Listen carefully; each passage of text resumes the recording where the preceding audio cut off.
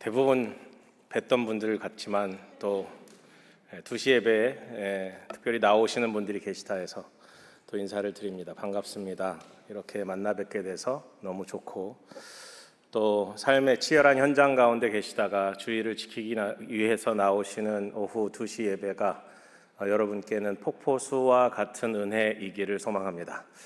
제가 설교 한 편을 준비하기 위해서 20시간 이상 노력하고 공부하고 연구하고 기도하면 좋겠지만 그렇게 못합니다. 그런 설교가 아닙니다. 오인규 목사님께서 제가 가만 보니까 이 칭찬이 항상 몸에 배어 있으세요. 그죠? 그리고 사람들을 이렇게 북돋아주고 없는 말도 잘하시고 저를 너무 이렇게 띄워놔 주셔서 제가 몸둘 바를 모르겠습니다. 제 설교가 그렇게 뛰어난 설교도 아니고, 제가 이렇게 원고를 갖고 올라오지만 원고를 보지 않고 하는 이유는 이 설교가 처음 하는 설교가 아니기 때문입니다. 이렇게 선보러 오는 설교가 그렇게 여러 번 했던 설교이기도 하고, 또 여러 번 제 설교 스스로 제가 이 말씀이 좋겠다 해서 제가 했던 설교, 또 물론 새롭게 하는 설교의 내용들도 있지만 꼭 그렇지는 않습니다. 죄송합니다, 오인규 목사님. 제가 이렇게 아까도 성경복도 안 했다고 막 뭐라 하고 그래서 뭐라 한 건 아니고요, 목사님. 제가 가까이 뵙고, 제가 하누리교회 오인규 목사님에 대해서 여러 루트를 통해서 들었지만 가까이 뵈니까 정말 제가 존경하고 배워야 되는 목사님이시더라고요. 귀한 목사님, 사랑이 많은 목사님, 칭찬해 주시는 목사님, 저는 그분의 신도 벗기지 못할 만큼 그런 연약한 부족한 사람이지만 그래도 귀한 자리 쓸 수 있도록 인도해 주신 주님을 찬양합니다. 오늘 마지막으로 선교 그 기쁨에 대해서 같이 말씀을 나눕니다. 말씀을 좀 정리해 본다면, 첫날에는 모든 것 위에 복음이라고 했잖아요. 우리의 모든 사역 위에, 우리들의 모든 삶 위에 복음을 두어야 합니다. 복음의 기초를 두어야 하고, 복음에 들어있는 하나님의 창조, 인간의 타락, 하나님의 구원 계획, 또한 예수 그리스도를 통한 구원의 완성, 또 우리가 가야 될 하나님 나라까지 그것이 연결되어져야만 우리가 온전한 복음을 이해할 수 있고, 그 복음을 통해서 주님과 함께 동행하며 하나님 나라 백성으로 살아갈 수 있습니다. 두 번째는 제자, 그 뜨거움에 대해서 같이 말씀을 나누었습니다. 엠마오로 가던 그 두 제자가 예수님께서 말씀을 풀어주실 때 그 마음이 뜨겁지 않냐라는 말씀을 가지고 제자로서 삶을 살아가는 데 있어서 미지근한 것이 아니라 뜨거움을 갖고 있어야 됩니다 라고 말씀을 나누었습니다. 그 뜨거움은 하나님의 말씀 속에서 정말 말씀이 풀어질 때 우리 마음에 기쁨이 있는 것처럼, 그것 가운데 뜨거움이 있는 것처럼 말씀의 점화가 일어나고, 주님과 동행하며, 주님을 알아보지 못했던 제자들이지만 주님과 동행하며 그분과 말씀을 나누며 했던 그 순간들이, 또한 예수님께서 제자들을 삼아 자기와 함께 있게 하시고, 요한복음 15장에 나타나는 거함, 메노, 거함에 대한 하나님의 은혜가 우리 가운데 있는 거죠. 그분과 함께 동행할 때 우리들의 뜨거움이 유지될 수 있고, 주님의 말씀에 온전한, 완벽한, 최선을 다한 순종을 드렸을 때 우리의 삶은 복음으로, 주님 나라의 사명으로 활활 불타게 되어 있습니다. 오늘 아침에는 교회, 그 교회에 대해서 같이 나누었습니다. 그죠? 더 교회, 바로 그 교회, 주님의 티칭과 힐링과 이벤젤리즘이 가득한 교회, 바로 그 교회, 과연 그 교회, 그 교회가 하늘의 교회가 되었으면 좋겠습니다. 오늘은 마지막으로 선교 그 기쁨에 대해서 같이 말씀을 나누고자 합니다. 여러분 기쁘십니까? 기쁘세요? 아까 같이 점심을 먹으면서 새가족 환영을 받았습니다. 제가 새가족 환영을 받기는 10년 만에 처음입니다. 어쨌든 귀한 환대와 감사를 나누고, 또 교회가 기쁨 가운데 있다라는 것이 얼마나 소중하고 귀한지 모르겠습니다. 세상이 주는 기쁨이 있습니다, 물론. 그죠? 오인규 목사님, 제가 그 목사님께 좀 질문을 드려도 되겠습니까? 목사님 언제 가장 기쁘세요? 교회 사역과 관련 없이 세상의 기쁨을 말한다면 언제 가장 기쁘세요? 축구할 때 기쁘시고, 등산할 때 기쁘시고, 낚시할 때 기쁘시고. 네. 아멘, 아멘. 네, 그렇습니다. 세상에 기쁨이 있습니다. 아마 모든 성도님들이 동일하지 않으실까요? 네, 우리 옆 사람을 향해 오늘의 기쁨을 같이 나눴으면 좋겠습니다. Happy Father's Day 같이 나눌게요. 제가 일부 예배 때는 깜빡하고 못했어요. 이제 이걸 하려고 준비를 했었는데 원고를 안 보고 하다 보니까 깜빡했습니다. 어쨌든 일부 예배만 오셨던 모든 분들 Happy Father's Day. 모든 아버지를 응원합니다. 아버지로서 살아가는 것이 외롭습니다. 사실은 모든 남자는 외로움을 간직하고 살아갑니다. 그래서 집집마다 남자의 동굴을 만드는 것을 좋아합니다. 남자의 동굴 없으신 분 계세요? 다 있으세요? 다 외로움을 간직하고 살아가시는군요. 뭐 낚싯대를 만지시든 등산복을 만지시든 아니면 컴퓨터를 만지시든 어디선가 여러분만의 취미나 생활들을 가져가리라고 생각이 듭니다. 그것은 세상의 기쁨입니다. 일시적입니다. 등산을 갔다 오면 그 산에서 바라보는 그 광경이나 또 돌아와서의 피곤함 속에서 경험하게 되는 그 기쁨이 있습니다. 저희 동네에도 아주 작은 산이 있습니다. 제가 몸매는 이래도 운동하는 걸 굉장히 좋아합니다. 그래서 가끔 산에 다녀오면 다리가 후들후들해지지만 그 가운데 있는 자연 속에서 누리는 기쁨이 있습니다. 자연을 만나면 사람은 평안을 누리게 됩니다. 사람과 사람이 만나면 기적이 일어납니다. 그죠? 우리가 살아가는 이 삶이 기적이고 하나님께서 역사를 이뤄가기도 하시고 하나님께서 놀라운 일들을 베풀어 주십니다. 하지만 가장 귀한 것은 사람이 하나님을 만났을 때 그리고 하나님이 주시는 사명에 동참했을 때 우리의 삶 속은 기적을 뛰어넘는 영원한 기쁨을 누릴 수 있습니다. 세상이 줄 수 없는 기쁨, 상황이 바뀌어도 흔들리지 않는 그 기쁨, 저는 그것이 하나님 나라의 확장 가운데 주어지는 기쁨이라고 생각이 듭니다. 누가복음 15장에 나오는 기쁨에 대해서 아침에 같이 말씀을 나누긴 했는데 누가복음에 나타나는 하나님의 그 기쁨은 3번 반복이 됩니다. 잃어버린 영혼이 돌아왔을 때의 그 기쁨에 대해서 3번 이야기하면 성경에서 3번 얘기하면 뭐예요? 완전수예요. 완전한 주님의 기쁨이 기록되어 있는 거예요. 잘 아시다시피 15장 마지막에는 큰아들이 돌아오지 않습니다. 큰아들은 왜 안 돌아왔을까요? 바리새인들과 서기관들의 빗대어 이야기했기 때문이기도 합니다. 하지만 오픈 엔딩을 통해서 세상의 모든 사람이 복음을 듣는다 하더라도 주님께 돌아오지 않을 수도 있다라는 오픈 엔딩을 주기도 하고 또한 하나님은 여전히 기다리고 계신다라는 말씀을 주기도 합니다. 누가복음 15장에 나타났을 때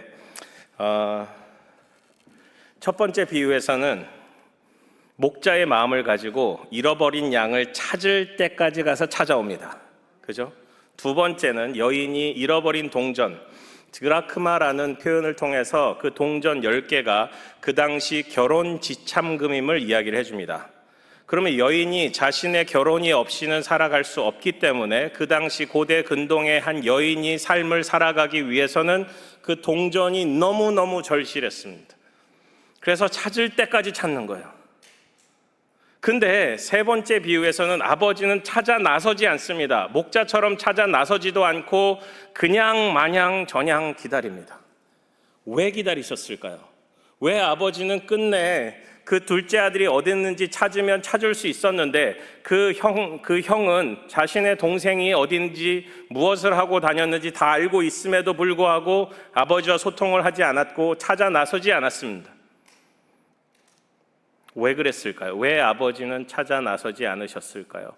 저는 그렇게 감히 말씀드릴 수 있습니다. 아버지가 만약에 둘째 아들을 찾아 나섰더라면 둘째 아들을 잡아올 수는 있었겠지만 둘째 아들은 또 나갔겠죠.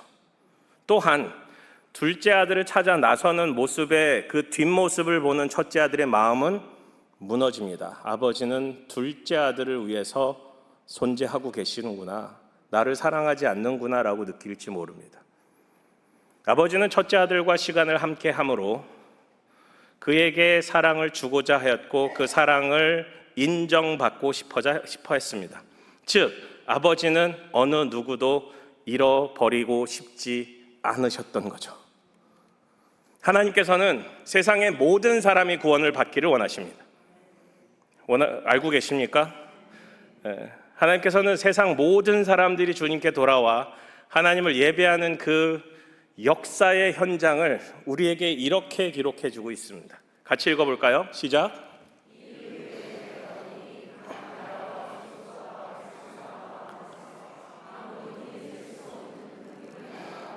흰 옷을 입고 손에 종려 가지를 들고 보좌 앞과 어린 양 앞에 서서 큰 소리로 외쳐 이르되 구원하심이 보좌에 앉으신 우리 하나님과 어린 양에게 있도다 하니 각 나라 족속 백성 방언이 세상의 모든 사람들이 주님께 나와 정말 능히 셀 수 없는 큰 무리가 흰 옷을 입고 손에 종려 가지를 들고 보좌 앞과 어린 양 앞에 서서 이렇게 외치는 거죠. 구원하심이 보좌에 앉으신 우리 하나님과 어린 양에게 있도다.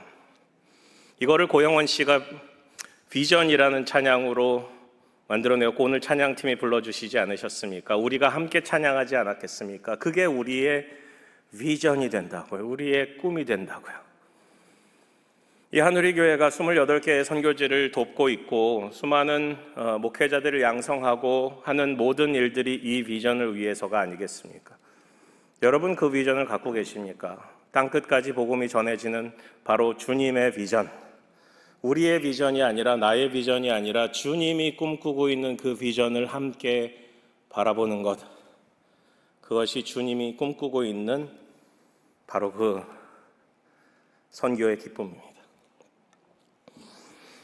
선교를 하기 위해서 몇 가지 기억해야 될 것들이 있습니다. 오늘 3가지로 같이 나누기를 원합니다. 첫 번째는 배가의 기쁨에 동참하십시오. 같이 해볼까요? 배가의 기쁨에 동참하십시오. 배가의 기쁨. 하나님께서 세상을 창조하셨을 때 하나님이 자기 형상 곧 하나님의 형상대로 사람을 창조하시되 남자와 여자를 창조하시고 하나님이 그들에게 뭘 주세요? 복을 주세요. 그리고 5가지를 얘기하셨지만 그 중에 3가지가 노아 때 반복이 된다 그랬어요. 그게 뭐예요? 생육하고 번성하고 땅에 충만한 것. 그 땅에 충만한 걸 27절과 연결해서 보면 하나님의 형상을 가진 사람들이 충만한 거예요. 하나님을 예배하는 사람들이 땅에 충만한 거예요. 하나님의 형상을 회복한 우리들이 이 땅 가운데 충만한 걸 바라보는 거예요. 그러기 위해서는 2가지를 해야 되는데 생육하고 번성해야 돼요. 생육하고 번성하다 보면 땅이 충만해지죠. 이거를 영어로 하면 be fruitful, 열매를 맺고 multiply, 배가해야 합니다. 자, 성경을 다시 좀 찾아보실까요? 창세기 1장, 다들 성경을 가져오셨을 줄 믿습니다. 한 5번째 제가 설교를 하고 있는데 이쯤 되면 성경을 안 갖고 오신 분들은 배반입니다. 배반. 성경이 무거워서 그러신 분들은 차에다 성경책 하나씩 비치해 두시고 탁탁 치시고 먼지 털어내시고 갖고 오십시오. 이 시대가 성경을 안 갖고 다니는 시대가 되었습니다. 스마트폰이 다 할 수 있죠. 근데 스마트폰은 성경도 있고요. 성경책은 성경만 있습니다. 이게 다름이 느껴지십니까? 유일하신 하나님의 말씀, 우리의 삶의 권위가 되신 하나님의 말씀을 교회에 올 때 들고 다니는 것과 수많은 정보가 홍수처럼 들어있는 곳에 있는 스마트폰을 들고 오는 것과는 차이가 있습니다. 제가 멀리 집회를 갈 때가 종종 있습니다. 부담이 됩니다. 성경책을 가지고 가 마라. 어떻게 할까요?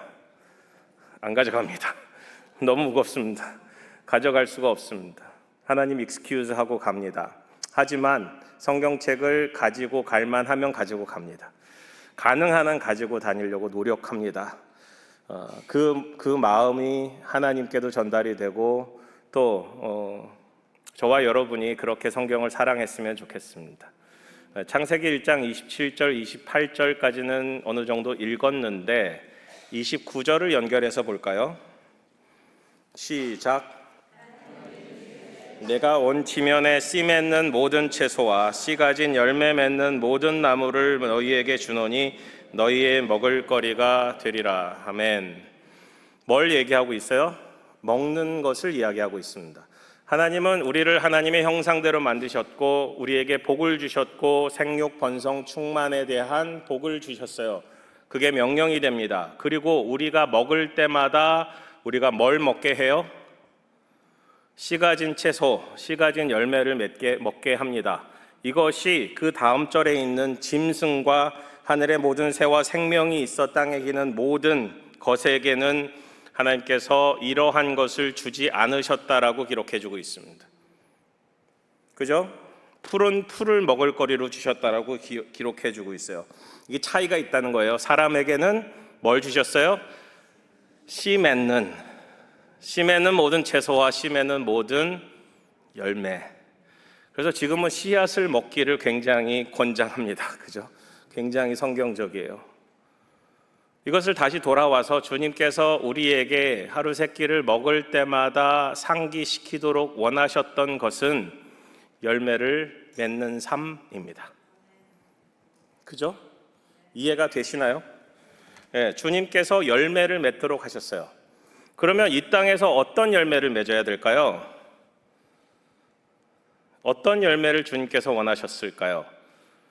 잘 생각해 보면 28절만 본다면 이 땅 끝까지 하나님의 형상을 닮은 하나님의 예배자들이 가득 차도록 하는 그것을 위해서 열매를 맺고 배가 하도록 만드셨어요. 맞습니까? 네. 졸리시죠? 저도 졸립니다. 이게 밥 먹고 이거 식곤증이 말할 수 없습니다. 또 이제 새벽에 일어나셔서 새벽 일찍이 이제 도넛 가게를 일하시는 분들, 지금쯤은 또 피곤하실 때가 되지 않으셨을까 생각은 듭니다. 세상에 여러분이 1년에 한 사람씩 전도를 한다면 33년이 지나면 몇 명을 전도할 수 있을까요? 네? 너무 쉽죠? 너무 쉬운 질문인가요? 33명을 전도할 수 있습니다. 그죠? 근데 여러분이 한 명을 전도를 했어요. 그 사람이 예수를 믿었어요. 그리고 두 사람이 나가서 복음을 전해서 제자를 삼아요. 그러면 2년 뒤에는 4명이 되죠. 그 다음에는 8명이 되죠. 그 다음에는 16명이 되죠. 그렇게 해서 33년이 지나면 몇 명이 제자가 되는지 아세요? 우리 그 수학 박사님 계신가요? 여기? 네? 수학이 빠르신 분 계세요? 목사님 수학 박사님이세요? 어떻게 될까요, 목사님? 네? 33년이 지나면 2의 자승의 자승. 네. 무한대는 아니에요, 목사님. 숫자가 나옵니다. 네, 죄송합니다. 네. 아니, 수학계에서 좀 멀리 떠나 계셔가지고 성경계로 들어오시면서 성경 박사님이시지 수학 박사님은 아니시라고 생각이 듭니다. 그러세요? 달라스는 좀 할렐루야.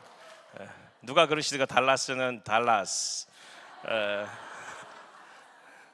제가 처음 왔을 때 목사님 그 얘기하신 거 저희 아들 셋이니까 달라스는 달라스라서 딸을 낳으셔야 된다고 그런 농담을 해주셨는데 어쨌든 2의 33승이 되면 80억이 나옵니다. 전 세계 인구가 몇 명인지 아세요? 지금 현재 인구가 몇 명인지 아세요? 80억입니다. 그게 대략적인 계산이긴 하지만 여러분이 나가서 한 명에게 복음을 전해서 제자를 삼고 그 사람이 또 제자를 삼고 그 사람이 또 제자를 삼는 일들이 벌어진다면 80억이 된다는 계산이 나옵니다.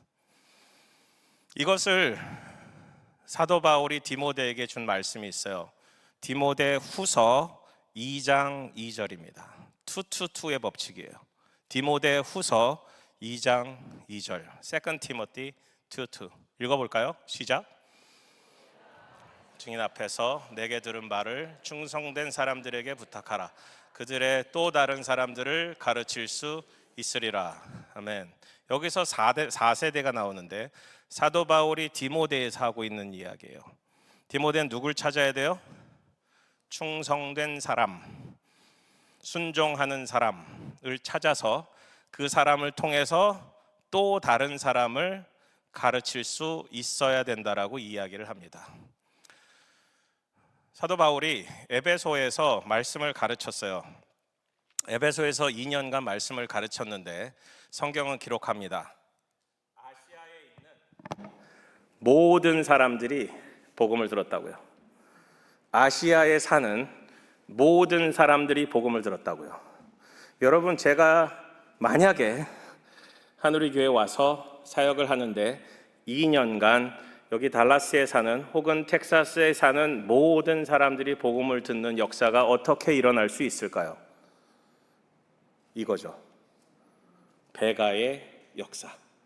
주님께서 우리에게 꿈꾸시는 것은 열매를 맺는 것뿐만 아니라 배가하기를 원하십니다. 아멘. 제가 첫 번째 포인트가 뭐라고요? 첫 번째 포인트가 뭐라고 제가 말씀드렸어요? 배가의 기쁨에 동참하십시오. 주님께서 주시고자 하는 이 배가의 역사의 현장에 참여해서 이 일이 일어난다면 땅끝까지 복음이 전해지는 그 일들은 우리 시대 안에 끝낼 수 있습니다. 그런데 2000년 동안 못했어요. 왜 그랬을까요? 2000년 동안 선교는 덧셈의 법칙에 있었지 배가의 법칙에 있지 않았어요. 다시 돌아가서 주님께서 꿈꾸셨던 선교의 현장으로 돌아간다면 땅끝까지 복음을 전하고 모든 족속, 모든 백성, 모든 방언, 모든 민족이 하나님을 예배하는 데까지 이르기 위해서는 우리는 배가해야 합니다. 아멘. 두 번째, 땅끝 복음 선포의 기쁨에 동참하십시오. 배가해야 되는 건 전략입니다. 전략을 갖고 있을 수는 있어요. 근데 우리가 복음을 전하지 않는다면 이 일은 일어나지 않습니다. 수많은 선교학자들이 선교의 전략가이지만 선교의 현장에 있지 않은 분들이 훨씬 더 많습니다. 선교에 대해서 이야기를 할 수 있지만 선교지를 찾지 않는 것은 말이 안 되죠. 옥시모란, 그죠? 모순일 뿐입니다. 우리의 신앙이 우리가 믿는 바대로 살아내는 것입니다. 우리 믿는 것과 우리 삶이 다르다면 바리새인 밖에는 되지 않습니다. 우리 교회가 바리새인을 만들어야 되겠습니까? 오늘 본문은 70인이 기뻐하며 돌아와 이르되 주여 주의 이름이면 귀신들도 우리에게 항복하더이다. 어떤 기쁨이 있었어요? 복음 전파의 기쁨이 있었어요. 근데 이 사람들은 왜 귀신들의 항복을 기뻐했을까요? 그 해답은 누가복음 9장에 있습니다. 누가복음 9장은 이야기가 참 많이 있습니다. 성경을 한번 들여다 보실까요?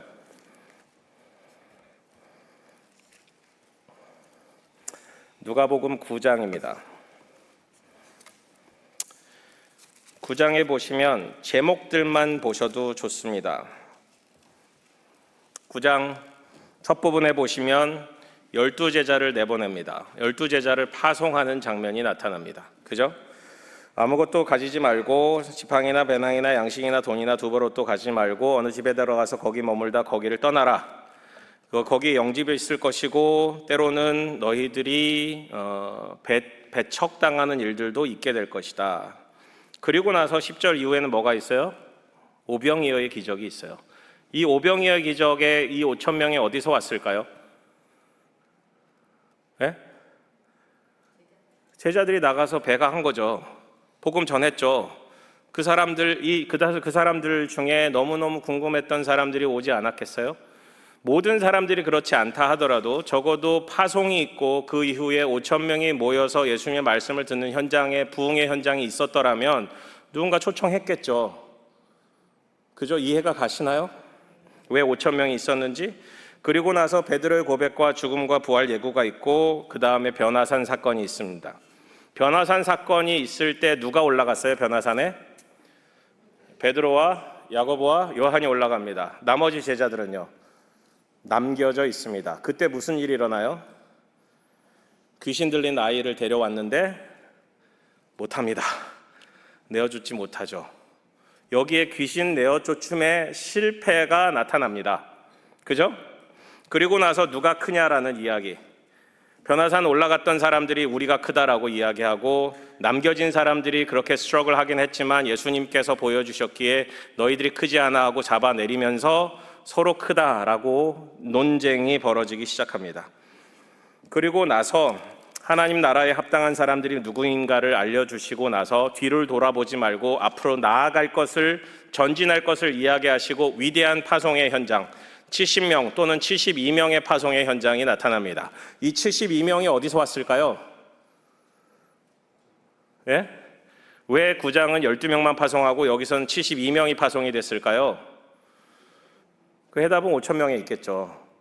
5천 명이 다 떠나가지만 주님께서 너희도 가려느냐 요한복음에 나타나잖아요. 그리고 남겨진 사람들, 돌아온 사람들, 주님께 순종하고 싶은 사람들도 있었겠죠. 우린 다 알 길이 없습니다. 복음서를 읽어보고 재구성해야만 하는 안타까운 현장에 우리가 놓여져 있습니다. 그 가운데 제자들이 파송이 됩니다. 나가서 복음도 전하고, 그죠?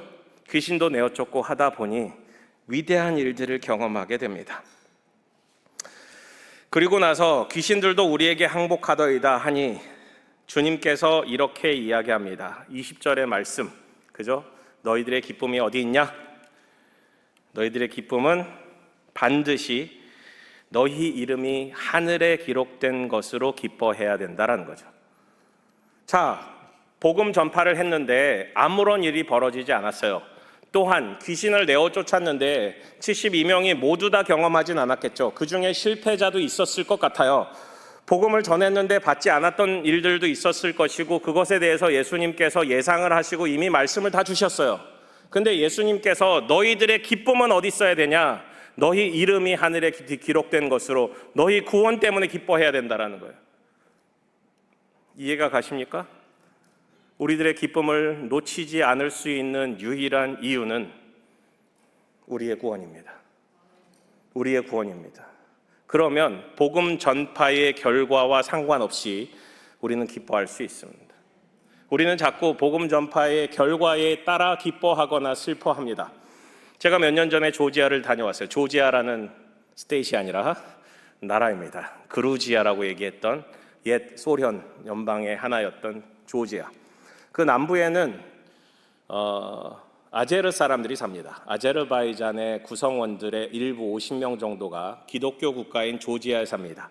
그래서 무슬림인 아제르 사람들이 기독교 국가에 살고 있기 때문에 복음을 전하는데 아무런 제재가 되지 않습니다. 첫날이 되었습니다. 선교팀이 나가서 전도를 합니다. 말도 안 되는, 말도 통하지 않는 그들에게 손짓 발짓, 구글 트랜슬레이션 별거 다 하면서 그들의 귀에 들리게끔 우리가 훈련을 해가서 아제르 언어로 복음을 전합니다. 그리고 첫날 돌아왔는데 첫날 믿는 사람이 있습니다. 믿겠다고 고백하고 함께 기도해주고 선교사들에게 그 내용들을 전달할 수 있도록 정리를 하는 일들이었습니다. 둘째 날이 되었습니다. 첫째 날은 그렇다 치더라도 둘째 날에는 그래도 목사인 제가 나가서 전도를 해서 결과를 보여드리고 싶었습니다. 어떻게 됐을까요? 아무도 안 믿는 거예요. 그리고 와서 밤에 보고를 하는데 다른 선교팀들은 믿는다라고 보고가 들어오는 거예요. 그것도 꽤 많은 숫자가 복음을 믿었다라고 기록이 되는 거예요. 제 마음이 어땠을까요? 불안했죠. 답답했죠. 왜 그랬을까요? 경쟁 심리도 물론 있었어요. 그러니까 하나님 왜 여기를 데려다 놓고 이런 일들을 경험하지 못하게 하십니까? 셋째 날이 되고 넷째 날이 되고 마지막 날 다섯째 날이 되니까 우리 팀이 가장 많은 결신을 경험하게 하셨어요. 감사할 수 있었어요. 하지만 제가 하나를 깨닫게 된 것은 내가 복음 전파의 결과에 대해서 기뻐하거나 슬퍼하고 있구나. 주님께서 영광 받으시는 것은 내가 구원을 받는 것이고 내가 복음을 전할 수 있는 그 자리에 쓰는 것인데 내가 결과에 의해서 흔들리고 있구나라는 생각을 갖게 되었습니다. 주님께서 원하시는 것은 복음 전파의 결과에 따라서 우리가 흔들리는 것이 아닙니다. 주님께서는 우리가 복음 전파를 통해서 하나님 나라가 확장이 되는 그 역사의 현장에 쓰는 것만으로도 너무너무 기뻐하시는 것이고 우리가 주님께 온전히 헌신하고 그 자리에 서는 것만으로도 너무너무 기뻐하시는 거죠. 선교의 현장에 가셔서 무엇을 하고 오십니까? 어떤 일들을 하고 오십니까? 많은 일들이 의료 선교도 하시고 VBS도 하고 물론 여러 가지 선교의 프로그램들을 만들어서 합니다. 하지만 놓치지 말아야 되는 것은 복음 전파입니다. 복음 전파의 기쁨을 누리십시오. 복음 전파를 통해서 일하신 하나님을 바라보십시오. 앞서 말씀드렸듯이 누가복음 15장에 나타나는 잃어버린 것을 찾는 하나님의 기쁨, 세 번째 그 기쁨이 하나님의 초청이 아니고 무엇이겠습니까? 첫째 아들을 향해 나와 함께 기쁘고 즐거워하는 것이 마땅하지 아니하냐 하고 오픈 엔딩으로 끝납니다. 주님은 우리를 초청하고 계신 거예요. 그 기쁨에 함께 동참하기를. 또한 선교는 멀리 가는 것뿐만 아니라 이 지역에 있는 교회들을 돌보는 일들일 것입니다. 이 지역에 잃어버린 자들을 찾는 것일 것입니다. 그들을 향해 복음을 전하는 일일 것입니다. 그 선교의 현장에 함께 서지 않으시겠습니까? 세 번째, 앞서 말씀드렸듯이 나의 구원을 통해 항상 기뻐하십시오. 우리들의 기쁨을 때로는 놓칠 때가 너무 많습니다. 그죠? 아주 오래전인데 제가 싱글 때였어요. 한국에 존 맥스웰 목사님 아세요? 존 맥스웰? 존 맥스웰 목사님이 와서 강의를 한번 한 적이 있어요. 이거는 후문이지만 강의 한번 하는데 목사님 10만 불을 받았답니다. 그분이 그런 정도의, 그리고 강의를 하러 오기 전에 필리핀 대통령을 만나서 멘토를 해주고 왔다고 그러더라고요. 어떻게 목사가 그렇게 강연을 할 수 있을까에 대해서 궁금해했는데 그래서 갔어요. 가서 여러 가지 이야기를 들었는데 잊혀지지 않는 이야기가 있습니다. 그분이 성공에 대해서 정의를 하세요. 성공, 인생의 성공. 여러분 인생의 성공을 어떻게 정의하시겠어요?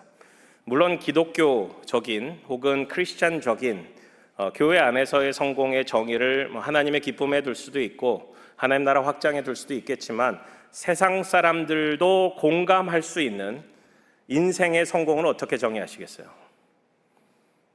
그분이 이렇게 하시더라고요. 여러분의 삶 속에서 누군가의 삶의 가치가 올라갈 수 있다면 여러분의 삶은 성공한 겁니다. 다시 말씀드립니다. 누군가의 삶의 가치가 올라갈 수 있다면 여러분의 삶은 성공한 겁니다.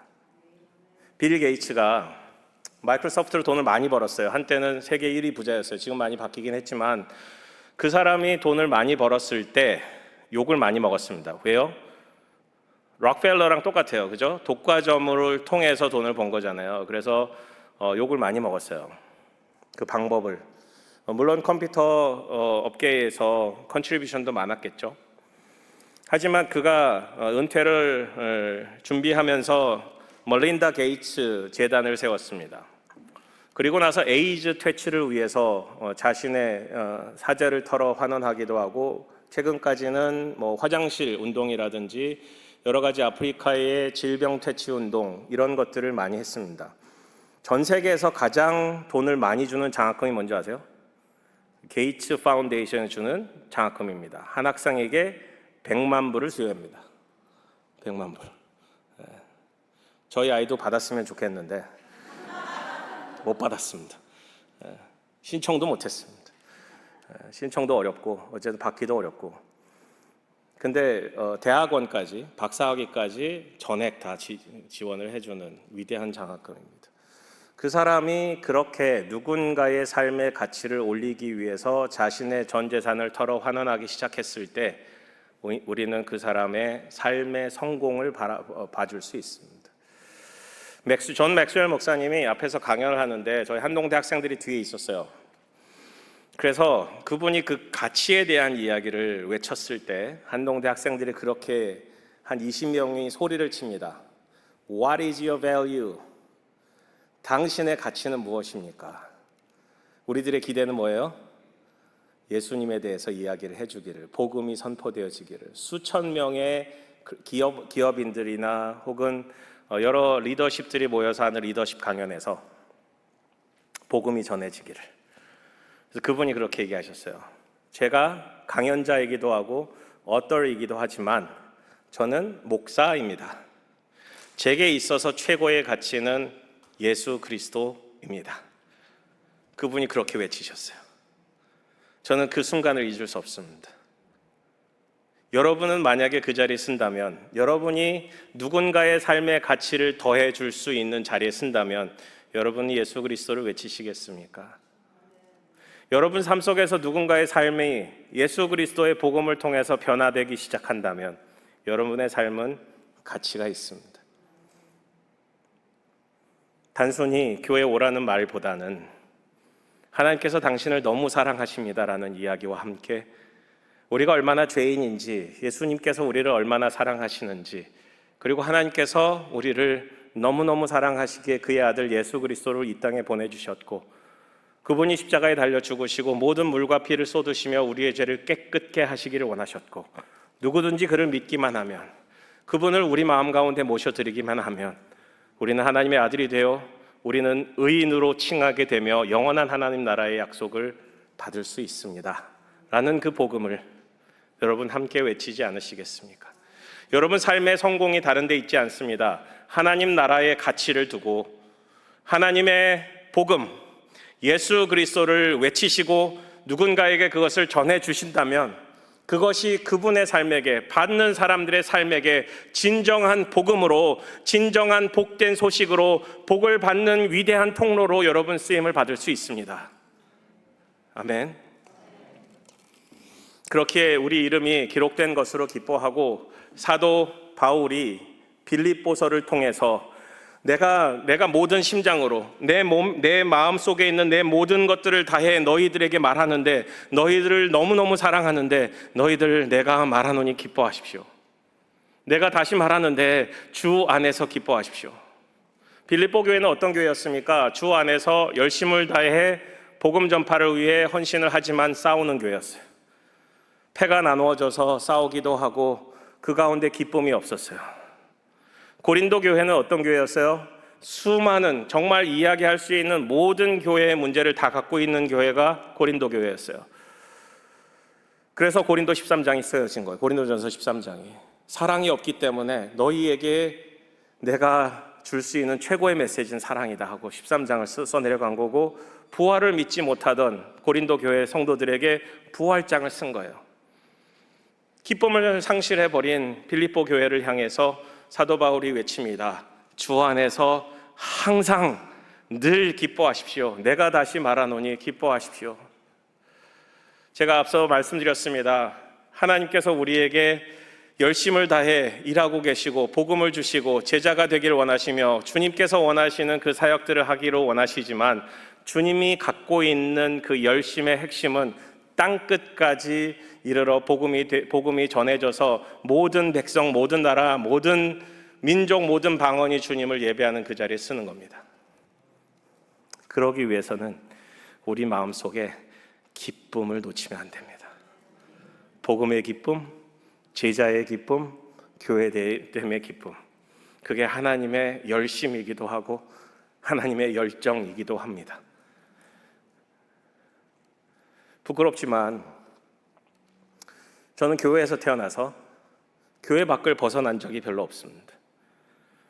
제가 최근에 안 사실이지만 교회 밖에서만 태어나서 교회 밖에서만 살았던 사람들과 같이 만나면 어때요? 불편합니다. 같이 대화를 나눌 거리도 없고 힘듭니다. 근데 제가 최근에 맡게 된 직책이 이제 40여 개국에서 온 다양한 백그라운드를 가진 목사님들과 만나 교제를 나누고 그들을 인커리지하고 하나님 나라 일들을 이야기할 수 있도록 해 나가야 됩니다. 생전 만나보지도 못했던 사람, 생전 말도 섞어 볼 필요가 없던 사람, 때로는 조폭같이 생겨서 너무너무 두려웠던 사람, 혹은 너무너무 야위여서 정말 불기만 해도 날아갈 것 같은 사람, 다양한 사람들을 만나고 피부색도 다양하고 언어도 다양하고 정말 다양한 종류의 사람들을 만나는데 그들 마음속에 있는 성정은 똑같더라고요. 같습니다. 그래서 느끼게 된 것은 하나님께서 원하시는 하나님 나라가 멀리 있지 않구나. 그리고 이 땅에 존재하는, 이 미국 땅에 존재하는 모든 한인교회는 결국은 다른 나라 사람들을 함께 갈 수 있도록 받아들여주는 멀티컬처럴 교회가 되어야만 합니다. EM이 잘 쓰기 위해서는 EM은요 한어 2세만 모이는 게 아니라 다양한 친구들이 와서 모여요. 백인도 있고 흑인도 있고 에이시안도 있고 그들이 와서 함께 뒹굴고 놀 수 있는 교회가 되는 것이 너무너무 귀합니다. 그러기 위해서는 나가서 그들을 향해 초청도 하고 이 교회가 그들이 다니기 편한 교회로 만들어줘야 되죠. 그러려면 뭘 하셔야 되냐? 그들이 올 때, 나와 다른 사람들이 올 때 함께 기뻐해 주어야 합니다. 근데 다녀보면 대부분의 한인교회가요, 다른 사람들이 오면 환대하지 못합니다. 나와 다르다고 해서 가까이 가기가 쉽지 않습니다. 이 벽을 깨트려야 합니다. 주님께서 주시고자 하는 그 천국 비전을 우리가 이 땅에서 이루기 위해서는 모든 나라, 모든 백성, 모든 방언, 모든 민족을 품어야 합니다. 이 지역에 캐롤튼 지역이나 우리 노던 달라스 지역에 이러한 다양한 민족의 사람들이 누가 살고 있는지, 그들을 위해서 교회가 몇 개가 있는지, 그들을 향해서 얼마나 즐거운 일들이 벌어지고 있는지를 찾아서 그러한 일들을 조금씩 돕는 일들을 하는 교회가 되기를 소망합니다. 그렇다면 이 교회는 기쁨이 넘칠 것이요, 그 기쁨 가운데 함께 셀레브레이트하는 그 가운데 하나님 나라의 역사 현장은 벌어질 겁니다. 말씀을 정리합니다. 배가의 기쁨을 소유하십시오. 여러분, 우리 전략이 배가여야 됩니다. 열매를 맺고 배가하는 그 현장이 있어야 합니다. 누군가를 품고 기도하고 제자를 삼고 그리스도께로 다 나아가도록 해야 합니다. 모든 목장이 배가를 꿈꿔야 합니다. 몇 분은 배가를 경험하시고 정말 많은 배가들을 하셨던 경험들도 있으리라고 생각이 듭니다. 그 배가의 현장이 현재가 되어야 됩니다. 두 번째, 선포의 기쁨을 누리십시오. 예수님께서 원하시는 그 복음 선포의 그 기쁨이 우리 가운데 있기를 소망합니다. 또한 내가 기뻐하는 그 근원이 하나님께서 구원을 베풀어 주시는 그 베품에 우리 이름이 하늘에 기록된 것으로 기뻐할 때 하나님의 나라는 흔들리지 않습니다. 아멘. 세상은 흔들려도, 세상은 변해도 우리는 변하지 않는 그러한 비전, 그러한 꿈, 선교 그 기쁨에 함께 동참하지 않으시겠습니까? 잃어버린 영혼 하나 없이 모두 주님을 바라보는 그날을 함께 꿈꾸기를 주님의 이름으로 축원합니다. 주님께서 말씀하십니다. 주 안에서 항상 기뻐하라. 내가 다시 말하노니 기뻐하라. 그날을 바라보며 기쁨으로 선교의 사명을 감당하기를 주님의 이름으로 축원합니다. 같이 기도하시겠습니다.